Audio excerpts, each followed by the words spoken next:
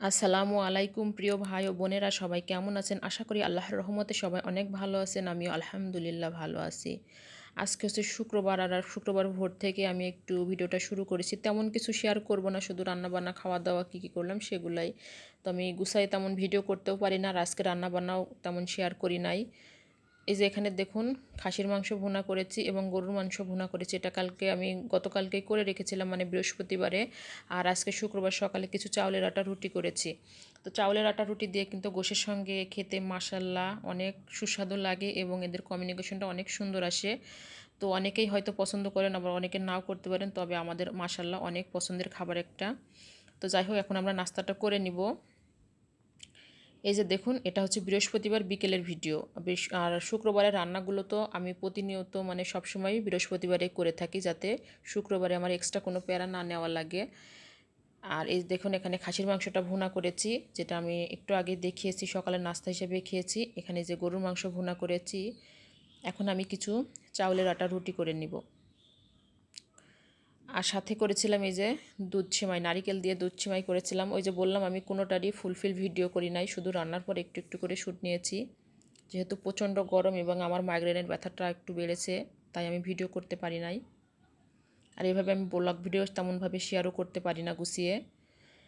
তো এই যেখান দিয়ে দেখুন, আমি চাউলের আটা রুটিগুলো করে নিচ্ছি। মাশাআল্লাহ অনেকগুলো রুটি করেছি। প্রিয় ভাই ও বোনেরা, আমার কথাবার্তায় কাজে কর্মে যদি কোনো ভুল ত্রুটি হয়ে থাকে, প্লিজ সবাই ক্ষমা সুন্দর দৃষ্টিতে দেখবেন।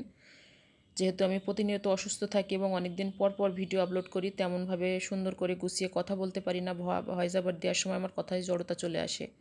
তো যাই হোক, এটা দুপুরের পরে এই যে আমার হাজব্যান্ড, মানে আমার একটা প্রিয় খাবার, এটা তালের শাঁস। অনেকে পানিতাল বা অনেক নামে চেনেন, আমাদের ওদিকে তাল শাঁস বলে।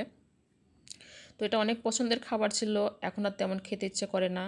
এটা দেখলে আমার শাশুড়ির কথা খুবই মনে পড়ে।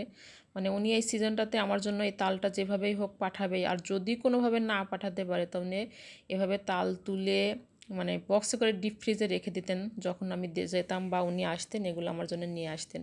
তাই আর এগুলো দেখলে তার কথা খুব মনে পড়ে, তাই তেমন খেতে ইচ্ছা করে না। তবু আমার হাজব্যান্ড আমার জন্য নিয়ে এসেছে, প্রায় দিনই নিয়ে আসে, কিন্তু খাই, তবে খুব কষ্টে।